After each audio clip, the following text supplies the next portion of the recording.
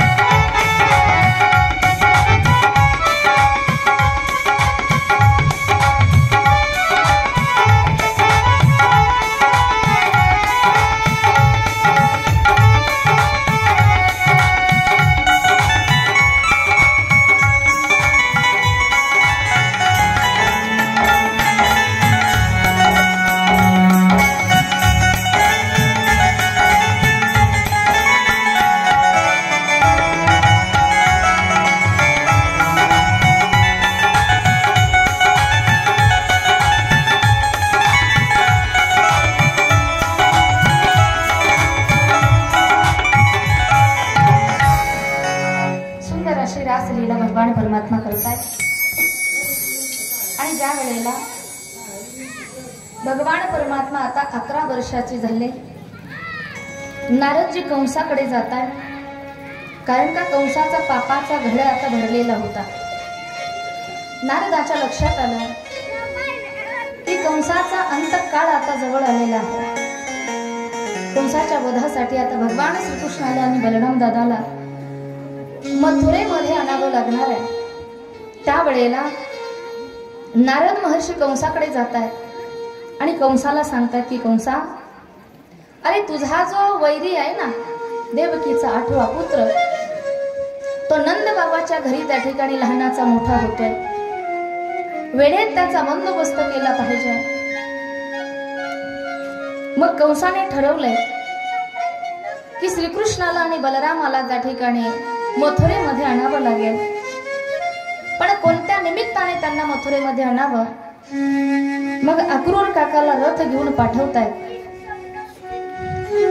भगवान श्रीकृष्णाला आणि बलराम दादाला आणण्यासाठी तो रथ जेव्हा वृंदावनामध्ये आला, नंद बाबाच्या अंगणामध्ये तो रथ थांबलेला आहे। सर्व गोपिका विचारतात का ग, हा रथ इथे कशासाठी आलाय, हा नवीन माणूस कोण आहे। सगळ्या गोपिका येऊन त्या ठिकाणी यशोदा मैयाला विचारतायत की यशोदा राणी, हा रथ कशासाठी आणलेला आहे। नंद बाबा सांगतायत की यशोदे, अगं आपल्या भगवान श्रीकृष्णाला नेण्यासाठी अक्रूर काका आलेले आहेत। यशोदा माता टाहो फोडून रडू लागली की ज्या भगवान श्रीकृष्णाला एक क्षणभरही मी माझ्या नजरेआड होऊ दिलेलं नाहीये, अगदी तळ हाताच्या फोडाप्रमाणे त्या भगवंताला मी जपलीये, आणि आज माझं बाळ मला सोडून जाणार आहे। रडू लागलेली यशोदा मैया, अनेक गोपिका त्या ठिकाणी एकत्रित आलेल्या आहेत। अक्रूराला ही विनंती करतायत गोपिका की अक्रूरा, तू आमच्या देवाला नेऊ नको, नेऊ नको भगवान अक्रूरा, नेऊ नको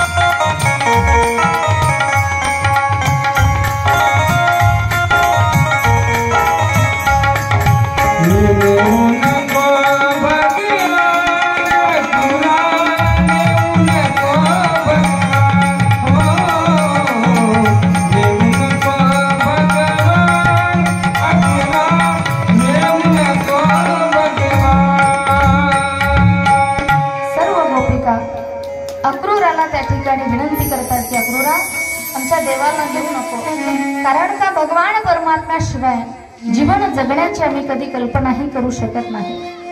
देवाशिवाय आम्ही कधी जीवन जगणारच नाही, म्हणून आमच्या देवाला घेऊ नको। आणि सर्व वृंदावनवासियांना तू जीवदान दे। अनेक प्रकाराने अक्रूराला विनंती करतात, अक्रूर ऐकत नाहीये। मग त्या अक्रूराला त्या ठिकाणी रागवू लागलेला आहे गोपिका, बोलतायत की अक्रूरा चांडाळा, अरे तुला कोणी पाठवलंय? ज्या वेळेला अक्रूर ऐकत नाहीये ही गोष्ट जेव्हा गोपिकांच्या लक्षात आली, आता गोपिका भगवान परमात्मा समोर आल्या, हात जोडतायत भगवंताला आणि विनंती करतायत, देवा तू तरी आम्हाला सोडून जाऊ नको, तीन द्या। मुरली वाले हो बंसी वाले, मुरली वाले हो बंसी वाले, मुरली वाले हो बंसी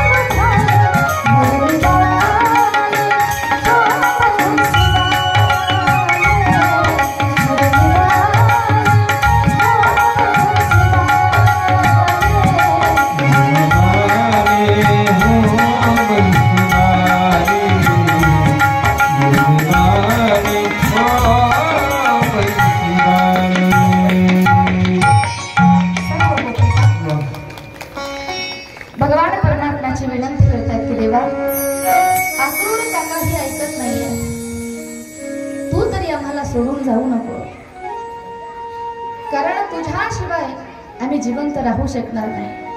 तुम्हें खो के कैसे, तुम्हें खो के कैसे दिल को संभाले मुरली वाले,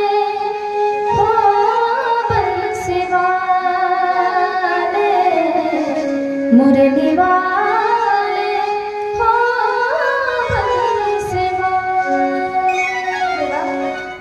तू आम्हाला सोडून जाऊ नको। अनेक प्रकाराने भगवंताची विनंती करत आहेत।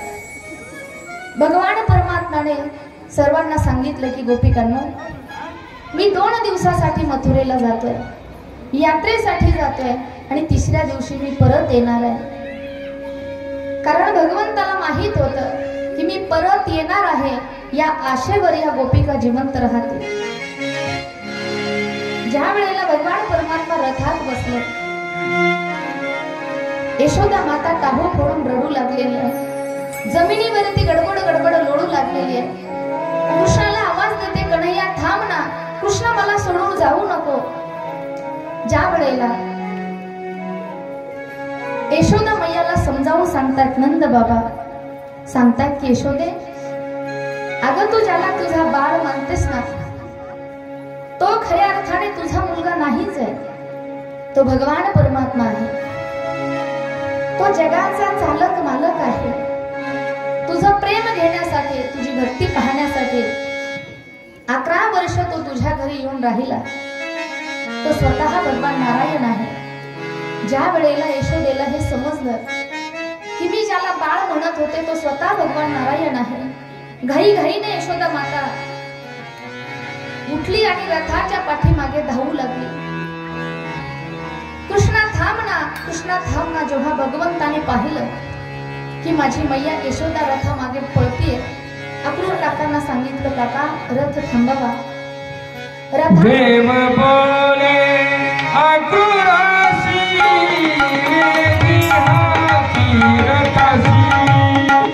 देव बोले अक्रूरासी वेगे हाती रथासी, या गोपीच्या स्वर्गासी न पहावे मनसी। एका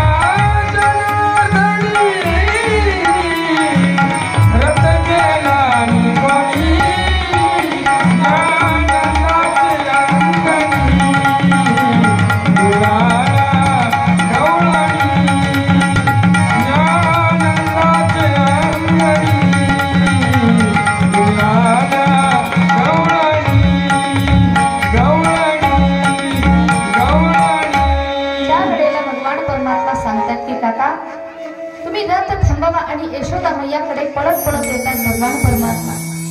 कडकडून मिठी मारतात यशोदा मैयाला।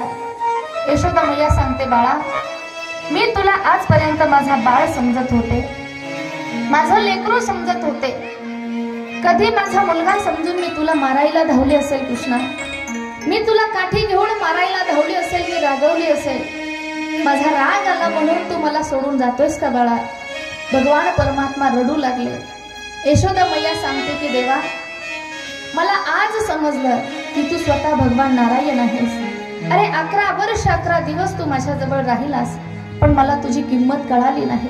तू देव आहेस हे मला आजपर्यंत समजलं नाही। आज तू देव आहेस ही गोष्ट समजली, पण आज तू मला सोडून जातोयस। देवा माझं काही चुकलं असेल ना तर मला माफ कर भगवंता। चरणावरती नतमस्तक होते यशोदा मैया। भगवान परमात्म्याने जेव्हा पाहिलंय की आपली आई चरणावरती वागतीये, कडकडून मिठी मारली आईला, आणि भगवान परमात्मा स्वतः रडू लागलेले सांगतात की आई, अगं अनेक अवतार घेतले बघ मी, पण जे प्रेम तू मला या अवतारात दिलंस ना ते दुसऱ्या कुठल्याही अवतारात मला मिळालेलं नाहीये। अनेक प्रकारचं प्रेम तुझ्याकडून मी प्राप्त केलंय आई। मी 2-3 दिवसासाठी जातोय आणि आता तुला समजलंय ना की मी भगवान परमात्मा आहे, मग ज्या कार्यासाठी मी अवतार घेतलाय ना ते कार्य मला करावं लागणार आहे। मी दुष्टांचा नाश करण्यासाठी अवताराला आलेलो आहे, कंसाचा वध करण्यासाठी माझा अवतार आहे, मग मला मथुरेला जाऊन कंसाला मारावं लागणार आहे। यशोदा मैया टाहो फोडून रडू लागलेली आहे। यशोदा मैयाला आज पश्चाताप होतोय की एवढे दिवस देव माझ्या घरी राहिला, पण मला तो कळाला नाही, मला त्याची किंमत कळाली नाही। आणि वास्तविक जीवनामध्ये सुद्धा बऱ्याच वेळेला असं होतं बघा, जोपर्यंत ती व्यक्ती आपल्या सोबत असते ना तोपर्यंत एखाद वेळेला आपल्याला त्या व्यक्तीची किंमत कळत नाही, पण त्या व्यक्तीची किंमत आपल्याला तेव्हा कळते की जेव्हा ती व्यक्ती आपल्यापासून निघून गेलेली असते. मग ती व्यक्ती आई असो, ती व्यक्ती बाप असो, ती व्यक्ती भाऊ असो, बहीण असो किंवा सौभाग्य असो, आहे तोपर्यंत आपल्याला त्याची किंमत कळली पाहिजे. आहे तोपर्यंत एकमेकाला प्रेम देता आलं पाहिजे. आहे तोपर्यंत जीव लावला पाहिजे. लोक माणसं गेल्यानंतर खूप दानधर्म करतात, वर्ष श्राद्ध वगैरे मोठ्या थाटाने करतात. तो विधी आहे, तो केलाच पाहिजे. पण जोपर्यंत माणूस जिवंत असतो ना, तोपर्यंत त्याची किंमत कळाली पाहिजे. एकदा का गेला ना माणूस, आज ढगाआड गेलेला सूर्य उद्या पुन्हा आपल्याला पाहायला मिळतो. पण एकदा माती आड गेलेली मायबाप, जीवनातून गेलेली व्यक्ती पुन्हा आपल्याला जीवनात कधीच मिळत नाही. म्हणून आपल्याला मायबापाची ही किंमत कळाली पाहिजे, भावाची ही किंमत कळाली पाहिजे. प्रत्येकानं प्रत्येकाशी प्रेमाने वागलं पाहिजे, प्रेमाची देवाणघेवाण केली पाहिजे. आहे तोपर्यंत, गेल्यावर काही उपयोग नाही. एकदा माणूस गेला ना, मग जगातली कुठलीही ताकद आपण पणाला लावतो, पण तो गेलेला व्यक्ती पुन्हा आपल्याला जीवनात भेटू शकत नाही. आज यशोदा मैयाला पश्चाताप होऊ लागला की मी माझं बाळ म्हणून त्याला मारायला धावले, त्याला उकळाला बांधलं, पण आज तो जेव्हा मला सोडून जातोय, खऱ्या अर्थाने त्याची किंमत मला कळाली आहे, पण आज तो मला सोडून जातोय. रडू लागली यशोदा मैया. अनेक गोपिका त्या ठिकाणी रडतायत. भगवंताच्या लक्षात आलं की आता जर मी जास्त वेळ या ठिकाणी थांबलो ना, तर मलाही यांचा मोह त्या ठिकाणी आवरणार नाही, हा शोक मला पाहवल्या जाणार नाही. आता भगवान परमात्मा रथात बसतायत. अक्रूरजीला सांगतायत की काका, आता रथ तुम्ही मथुरेच्या दिशेने घ्या. मथुरेच्या दिशेने तो रथ निघालेला आहे. आणि जेव्हा वाटेमध्ये एक धोबी त्या ठिकाणी भेटला, त्या धोब्याचाही भगवंत उद्धार करताय. पुढे एक 3 ठिकाणी वाकलेली एक स्त्री दिसली, जिचं नाव आहे कुब्जा दासी. तिलक करण्याचं काम ती करत होती मथुरेमध्ये. आणि जेव्हा भगवंताला तिलक करण्याच्या इच्छेने ती समोर आली, भगवंताच्या लक्षात आलं, हिला माझा तिलक करण्याची इच्छा आहे, पण हिचा हात पुरत नाहीये. भगवंताने पायाच्या अंगठ्यावर पाय दिला आणि खुब्याला धरून वर उचलल्या बरोबर ती 3 ठिकाणी वाकलेली स्त्री होती ना, ती आता सरळ झाली. 3 ठिकाणी वाकली, हा शाप तिला लागलेला होता. कारण का, हीच स्त्री राम अवतारामध्ये मंथरा होती. आणि मंथरा होती त्यावेळेला तिनं घर फोडण्याची काम केली होती. काय काम होतं मंथरेचं? जे चांगलं गुण्या गोविंदानं नांदणारं जे घर होतं, ते घर फोडण्याचं काम मंथरेनं केलं. आणि अशा बऱ्याचशा मंथरा आजही समाजामध्ये आहेत. आता तुमच्या गावामध्ये आहेत की नाही माहित नाही, आहेत ना? हा, असतातच. त्या मंथरेचं एकच काम असतं की सून घरी नसली का सासू सोबत गप्पा मारायच्या, आणि सासू घरी नसली का सुनासोबत गप्पा मारायच्या. सासू भागवत कथेला गेलेली असावी आणि सून एकटी घरकाम करत असावी घरी. मग ही मंथरा त्या सुनेच्या घरी जाऊन बसत असते. मग म्हणत असते, बाई संगीता केलं का ग जेवण? संगीता म्हणत असते, नाही हो आत्या, अजून कपडे राहिले, भांडे राहिले, एवढं काम आटपल्यानंतरच जेवण भेटतं. मग ती मंथरा म्हणत असते, बाई काय हाल आहेत ग तुझे? तुझं लग्न होऊन आली तेव्हा तू काय राजाच्या राणीसारखी दिसत होतीस, एखाद्या राजकुमारी सारखी दिसत होती, आणि आता काय तुझी अवस्था झाली आहे ग? किती काम करावं लागतं तुला. हा, सासूचं करायचं, सासऱ्याचं करायचं, दिरा भायांचं करायचं, सगळ्या घराचं काम करायचं. कशाला ग एवढं काम करत असतेस? काही लागतं तरी 2 तोंडाला, असंच ना? हा, कितीक लागतं म्हणे 2 पोटाला, नाही का? 2च तोंड, खिचडीन बोंड. एवढं सगळं काम करण्याची काय गरज आहे म्हणे? कितीक लागणार आहे तुम्हाला दोघा नवरा बायकोला? कशाला एवढं काम करत बसतेस? एवढी ताकद असते तिच्या बोलण्यामध्ये का दुसऱ्या दिवशी चौकात भिंत पडलीच पाहिजे, एवढी ताकद असते. त्या मंथरेनं मागच्या जन्मात घर फोडण्याची कामं केली, म्हणून तिला 3 ठिकाणी वाकडं शरीर प्राप्त झालं. आज भगवान परमात्म्याने तिला सुंदर असं स्वरूप दिलं. आणि ज्या वेळेला आता भगवंत कंसाच्या त्या नगरीमध्ये पोहोचले. कंसाने मल्ल युद्धाचं आयोजन केलेलं आहे. मल्ल युद्ध म्हणजे कुस्ती. आपण ज्याला आज कुस्ती म्हणतो ना, त्याला भागवतामध्ये मल्ल युद्ध म्हटलेलं आहे. त्या मल्ल युद्धाचं आयोजन केलं. पहिल्यांदा भगवंतासोबत मुष्टिक आणि चाणूर नावाचे 2 राक्षस आले युद्ध करण्यासाठी. भगवान परमात्माने थोड्याच वेळामध्ये त्या मुष्टिक आणि चाणूराचा वध केला. आणि जेव्हा कंस आता स्वतः भगवान श्रीकृष्णासोबत युद्ध करण्यासाठी आला, भगवान परमात्मा कंसासोबत युद्ध करत आहे. बराच वेळ कंसाचा आणि भगवान परमात्म्याचं युद्ध चालू होतं. भगवान परमात्म्याने कंसाचे केस पकडले, गरगर गरगर गरगर फिरवला आणि जमिनीवरती तो कंस आपटला. कंसाचाही वध झाला. गोपाल कृष्ण भगवान. ज्या वेळेला कंसाचा वध झाला ना, स्वर्गातून देवता पुष्पवृष्टी करू लागले. सर्वांना आनंद झाला की ज्या कामासाठी भगवान श्रीकृष्णाने अवतार घेतला होता ना, ते काम त्यांनी पूर्ण केलेलं आहे. सर्व देवतांना आनंद झाला. सर्व देवता आनंदाने भगवान परमात्म्याचा जयघोष करू लागले. गोविंद बोलो हरी गोपाल बोलो.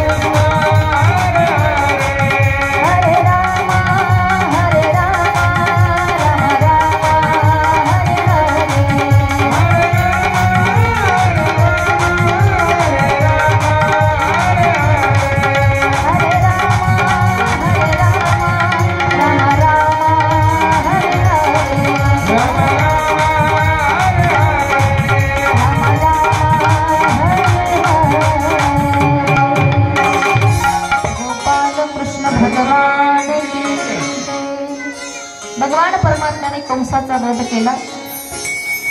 कंसाच्या ज्या पत्न्या आहेत अस्ती आणि प्राप्ती, त्या पत्न्या त्या ठिकाणी रडू लागल्या. उग्रसेन राजाला त्या ठिकाणी मथुरेचा राज्यकारभार सोपवला. देवकी आणि वसुदेवाला बंदीखान्यातून सोडवलं भगवान परमात्म्याने. आणि भगवंत आता त्या मथुरा नगरीमध्ये राहू लागले. चहाचं नियोजन आहे का? चहाचं नियोजन आहे का?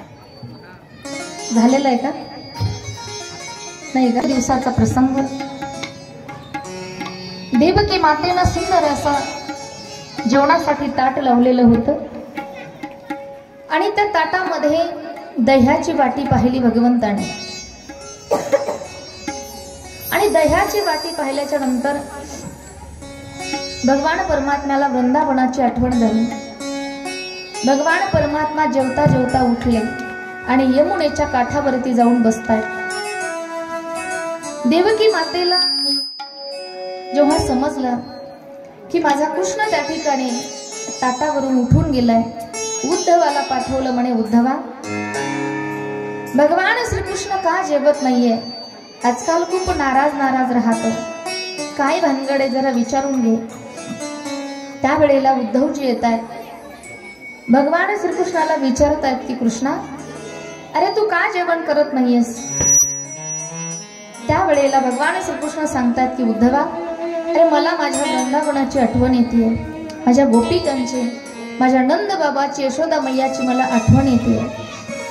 त्यावेळेला उद्धवजी विचारत आहेत की कृष्णा, अरे असं काय आहे त्या वृंदावनामध्ये? मथुरेमध्ये तुला कशाची कमी आहे? त्यावेळेला भगवंत सांगतात, उद्धवा, अरे माझ्या वृंदावनामध्ये काय आहे हे मी सांगण्याच्या ऐवजी तूच जाऊन जरा बघून ये.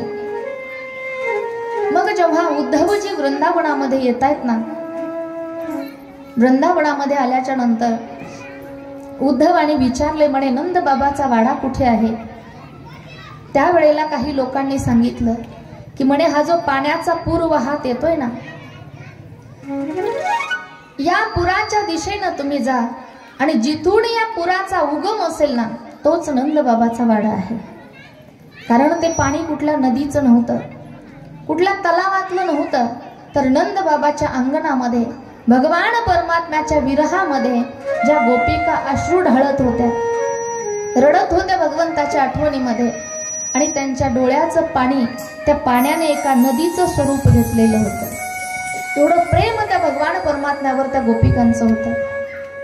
उद्धवाने जेव्हा पाहिला तो पूर येताना, जाऊन पाहिलं तर त्या गोपिका रडतायत, त्यांच्या डोळ्यातलं पाणी ते नदीचं स्वरूप त्या पाण्यानं घेतलेलं होतं. त्यावेळेला उद्धवाच्या लक्षात आलं की खरोखर हेच कारण आहे की भगवान परमात्म्याला वृंदावनाची आठवण येते. कारण आजही गोपिका भगवंताच्या आठवणीत रडतायत. किती त्या गोपिकांची भक्ती श्रेष्ठ आहे.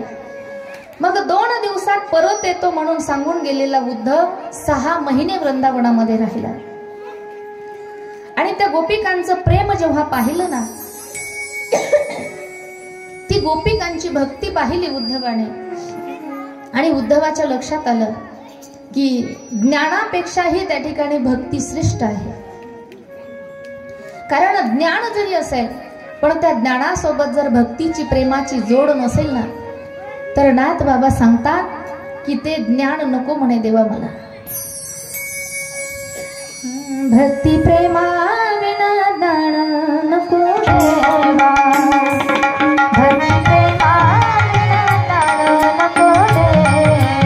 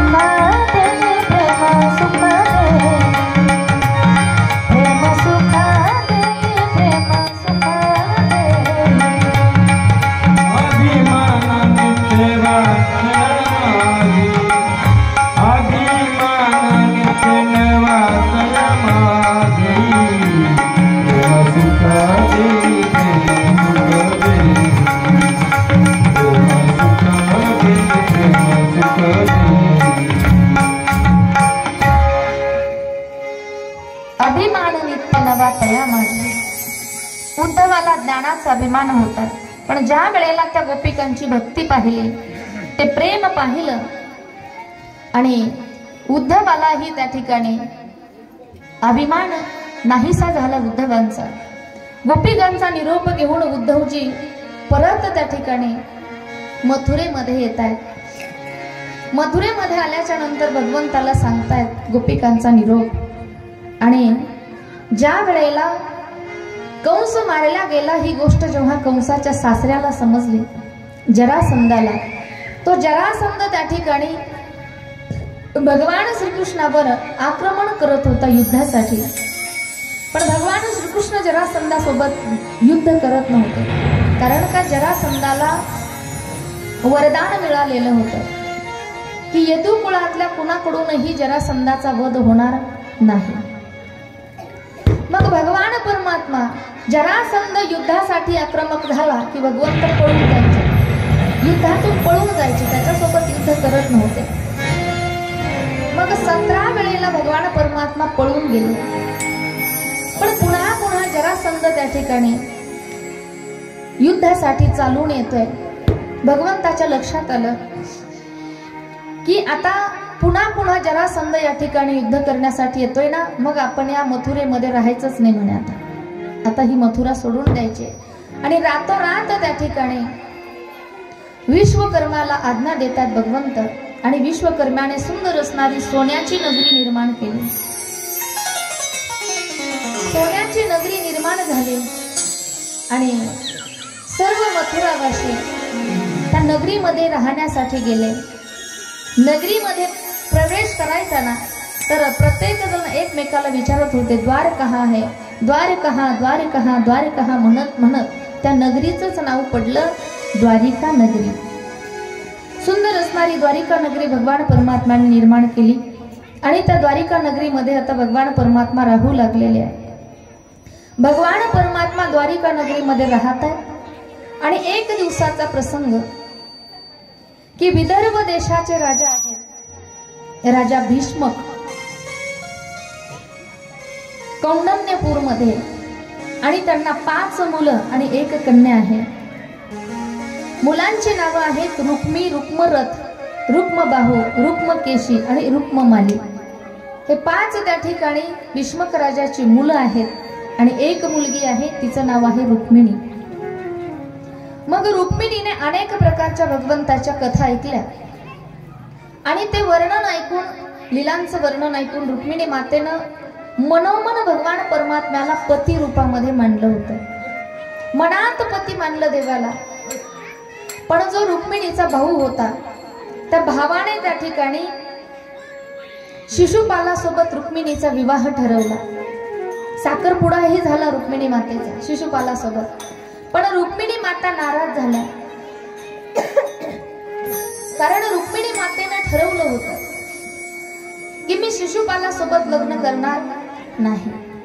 मी मनात भगवान श्रीकृष्णाला वर मानलेला आहे. जर श्रीकृष्ण नवरा असेल तर नवरी मी, आणि शिशुपाल जर नवरा असेल तर त्याला नवरी मी. लक्षात आलं तुमच्या? लक्ष देऊन ऐका थोडस. शिशुपाल नवरा नवरी मी त्याला वरमाळा घालणार नाही. शिशुपाल जर नवरा असेल तर नवरी मी, पण भगवान श्रीकृष्ण जर नवरा असेल तर मग नवरी मी. कळले ना? शब्द तोच आहे. मनोमन भगवान परमात्म्याला पती रूपामध्ये मानतात. आणि ज्या वेळेला लक्षात आलं की आता भावाने तर लग्न शिशुपालासोबत ठरवलेलं आहे, रडू लागली रुक्मिणी माता. त्यावेळेला रुक्मिणी मातेची जी भाऊजई होती तिनं सांगितलं म्हणे, ताई साहेब एक काम करा ना, ज्या भगवान परमात्म्यावर तुमचं प्रेम आहे, ज्याला तुम्ही पती रूपामध्ये मानलेलं आहे, त्याच्यासाठी एक पत्र लिहून पाठवा ना. मग रुक्मिणी आई साहेबांनी पत्र लिहिलं आणि ते पत्र सुदेव ब्राह्मणाजवळ त्या ठिकाणी पाठवून दिलं. जगातलं पहिलं प्रेम पत्र जर कोणी कुणाला पाठवलं असेल तर ते रुक्मिणी आई साहेबांनी भगवान परमात्म्याला पाठवलेलं पहिलं जगातलं प्रेम पत्र.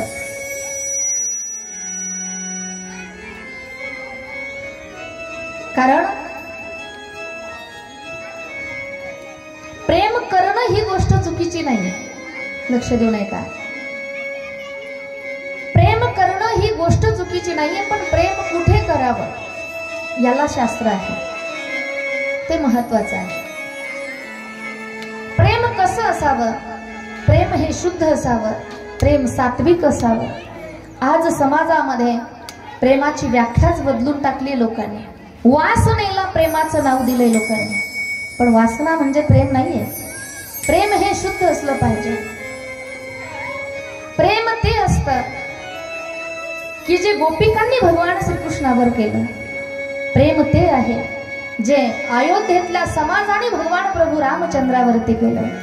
प्रेम ते आहे जे माझ्या शबरी मातेनं प्रभू रामचंद्रावरती केलं. अनेक हजार वर्षापर्यंत शबरी माता भगवंताच्या येण्याची वाट पाहत आहे. ते खरं प्रेम आहे. तर आज जर आपण प्रेमाची व्याख्या पाहिली नाही तर प्रेम कुणी कुणावर करावं. प्रेम करत असताना ते ठिकाणही योग्य असलं पाहिजे, ती व्यक्तीही योग्य असली पाहिजे, प्रेमाची लेवल सारखी असली पाहिजे. एक वेळेला कथेच्या निमित्ताने एका गावात गेलो असता एक मुलगी उच्च शिक्षण घेत होती. अगदी एमपीएससी यूपीएससी ची तयारी तिची चालू होती. क्लास 1 अधिकारी होण्याची तयारी तिची चालू होती. आणि नंतर काही दिवसानंतर आम्ही जेव्हा त्या गावात गेलो ना तर ती स्वतः एका बिल्डिंगच्या बांधकामावर इटाचे टोपले वाहताना दिसली. मला आश्चर्य वाटलं आणि मी विचारलं तिला, म्हणलं का ग, तू तर एमपीएससी यूपीएससी ची तयारी करत होतीस, तुला क्लास 1 अधिकारी व्हायचं होतं, एवढं उच्च शिक्षण चालू असताना तू इकडे कशी काय? तिने सांगितलं, म्हणे ताई माझे क्लास चालू होते, शिक्षण चालू होतं, पण वडिलांच्या बिल्डिंगचं काम चालू झालं आणि तिथे गौंडी आला कामाला. पुढचा कार्यक्रम कळाला ना तुम्हाला? एक गवंडी कामासाठी मुलगा आला म्हणे आणि त्याच्यावर माझं प्रेम झालं आणि मग मी त्याच्या सोबतच काय केलं, लग्न केलं म्हणे. आता म्हटलं मग आता विटा देतेस का? ती म्हटली मग त्याला काय, दिल दिया है तो ईट भी देंगे. हे प्रेम नाही. प्रेम असलं पाहिजे, देवावर प्रेम केलं पाहिजे, संतांवर प्रेम केलं पाहिजे, शास्त्रावर प्रेम असलं पाहिजे आपलं. आज रुक्मिणी माता प्रेम करतात भगवान परमात्म्यावर आणि भगवान परमात्म्याला एक प्रेम पत्र रुक्मिणी मातेनं पाठवलं. कसा ग बाई हरिविन धीर धरू, कसा ग बाई हरिविन धीर धरू.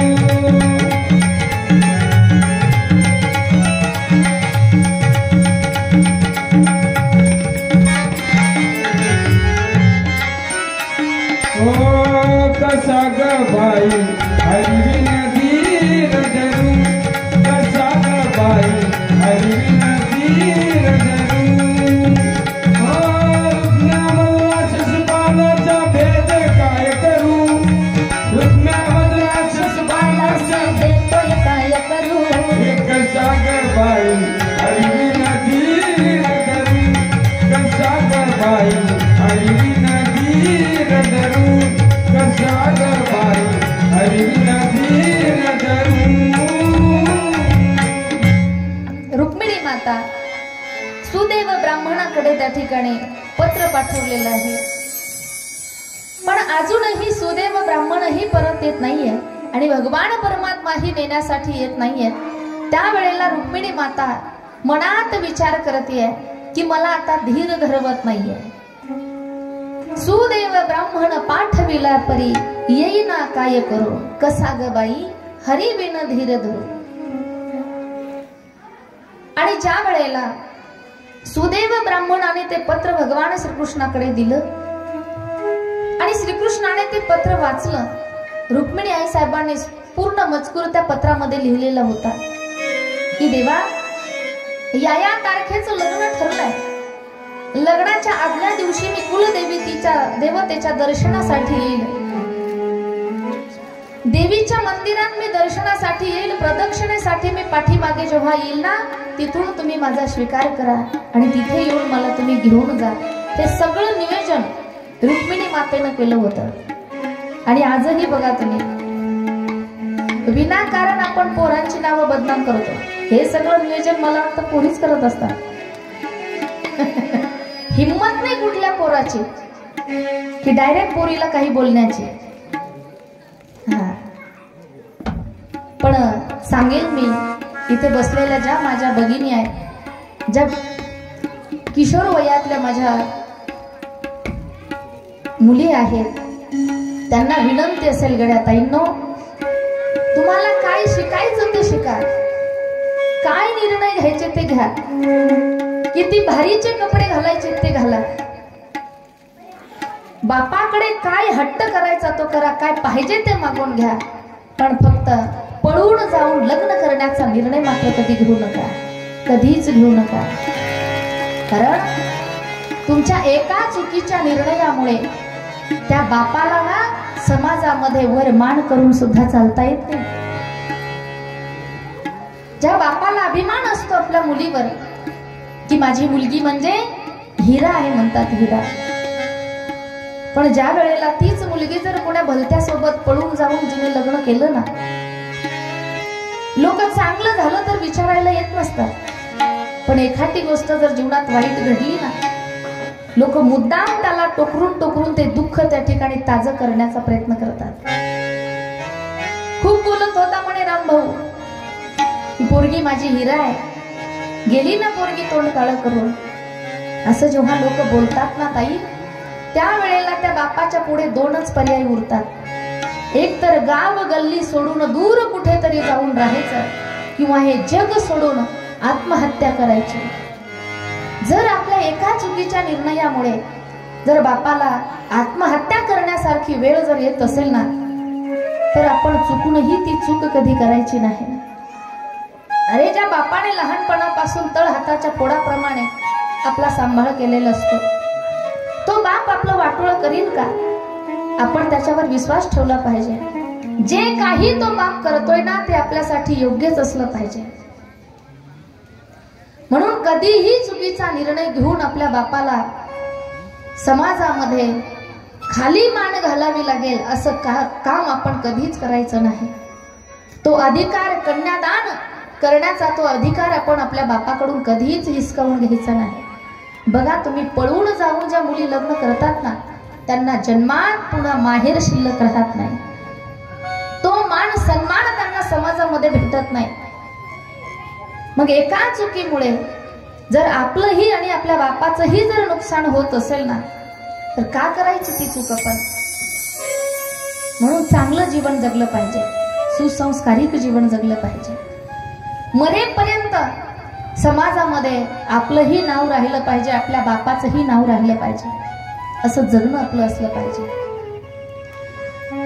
रुक्मिणी आई साहेबांनी सांगितलं, देवा तुम्ही माझा स्वीकार करा.